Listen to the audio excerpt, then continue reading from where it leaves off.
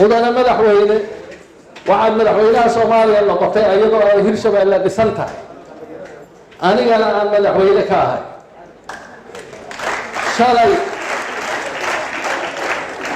shalay dowladdaada si aan gabasho lahayn ayay ii dulmisay maantana waxaa muuqata inay dowladdaada dulminayso beesha xawaale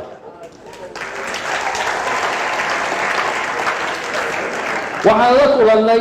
siyaasiyiinta odayaasha dhaqanka aqoon-yahanada iyo dhalinyarada beesha Abgaal ee isugu jira wiilal iyo gabdho Abgaal waa tookeen waxay ku qanacsan yihiin inay yihiin gudoomiyaha gobolka Shabeellaha Dhexe waxay ku qanacsan yihiin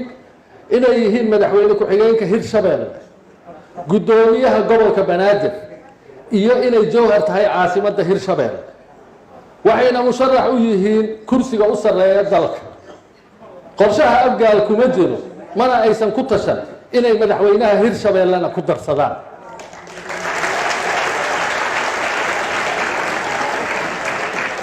xaqiiqda waxay tahay Abgaal kuma haystaan walaalahood xawaale kursiga madaxweynaha Hirshabeelle ee cidda diidan inuu xawaale ahaado madaxweynaha Hirshabeelle iyo inay Hirshabeelle ku dhisnaato xeer jadwalkii ay dhigteen waa adiga iyo dowladda aad madaxweynaha ka tahay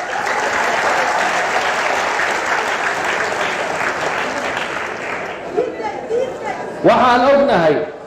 sidaad u noqotay madaxweynaha Soomaaliya inay kugu hareereysnaayeen dad aan raalli ka ahayn sharafta xurmada iyo miisaanka uu xawaale weligiiba ku dhex lahaa welina ku dhex leeyahay Soomaali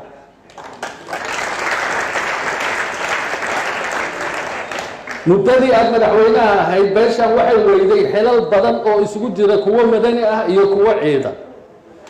waxaana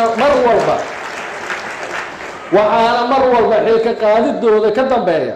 dad beel ahaan u colaadinaya xawaale si ay ula dagaalamaan adeegsanaya shaarkaaga iyo qalinkaaga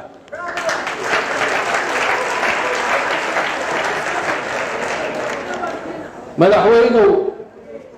xawaale kuma diidana balse saaxiibada dowladda ayaa ka shaqeynaya inay xawaale ka soo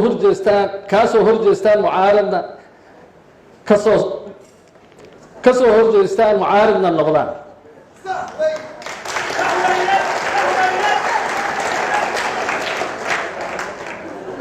madaxweyne xawaale lama jujuubi karo wallaahi lama jujuubi karo taariikhda dib u raac talyaanigii ilaa iyo maxamed siyaad barre taariikhdii ahayd dib u akhri xawaale ma aha beel yar oo la qarin karo ama la aamusin karo cid kasta ee isku daydayna way ku hungowda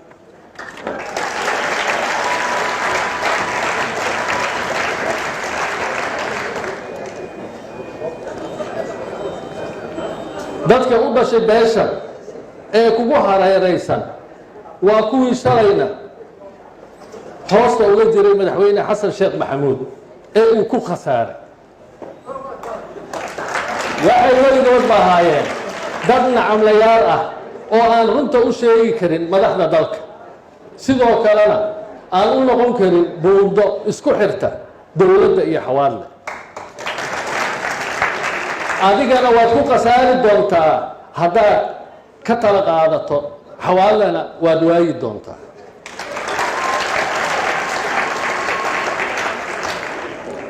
madaxweyne annaga iyo Abgaal waxaan nahay dad wada dhashay oo walaalo ah ayaga iyo walaalaheen kale ee nala deegaanka ahna waxbaan ku heshiinay waxbaan wada dhisannay ee maxaad ka qoonsatay heshiiska dadka walaalaha ah xawaale kuguma haysto kursiga aad ku fadhido ee maxaad adiga ugu haysataa kursiga ay walaalahood sida niyad samid ah u siiyeen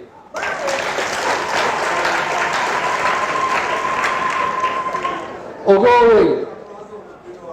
Abgaal dhaqan uma laha inay jebiyaan heshiis ay galeen caadana uma laha inay ceshadaan wax ay bixiyeen oo ay heshiis ku bixiyeen ee ma adaa raba inaad dad walaalo ah oo is ogol aad kala geyso ogoobay inaan annaga iyo Abgaal walaalo nahay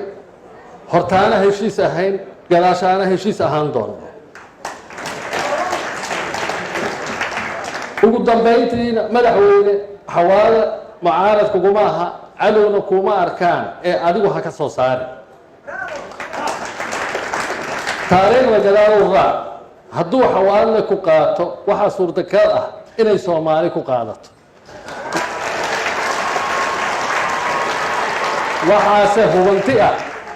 waxaase hubanti ah haddaad xawaale weydo inaad Soomaalina waayeyso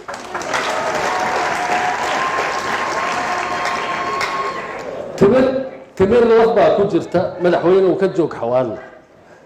inay intay goor tahayna dib uga laabo siyaasadaada ku wajahan xawaale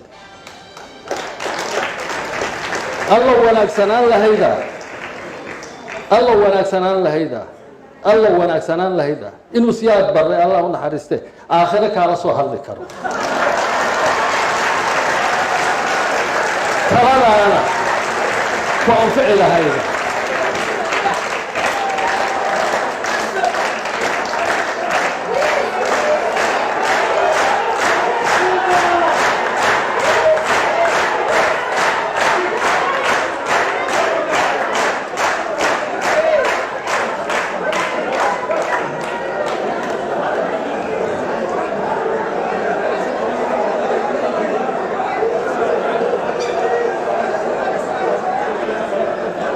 taariikhda lagama been sheegi karo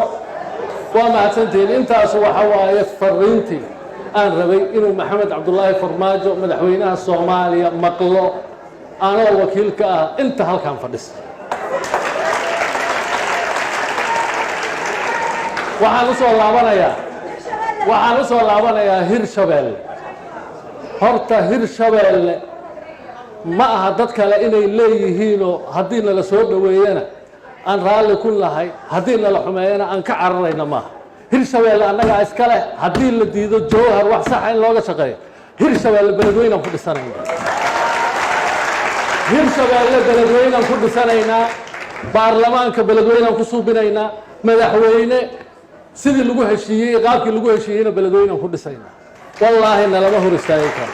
oo billaahi nalama hor istaagi karo waxaa la rabaa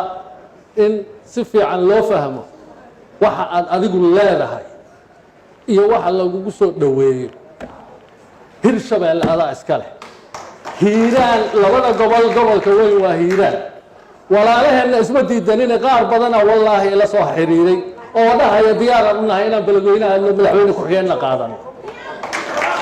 war dadka walaalaha iyo adiga yaa la idin kala fogeeyay siyaasad qurun ah oo xamar looga shaqeynayo waayo midda adiga lagu dulminayo midda xamar looga shaqeynayana waa inaad iska celisaa anigu intaasaan idin leeyahay hadday taas oo dhaafto Soomaa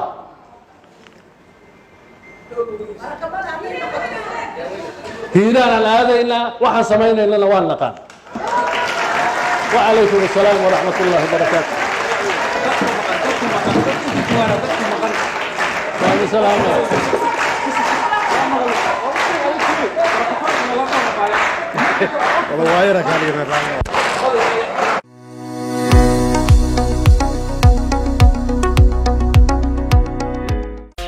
ku xirnow IBS Bank goob kasta iyo goor kasta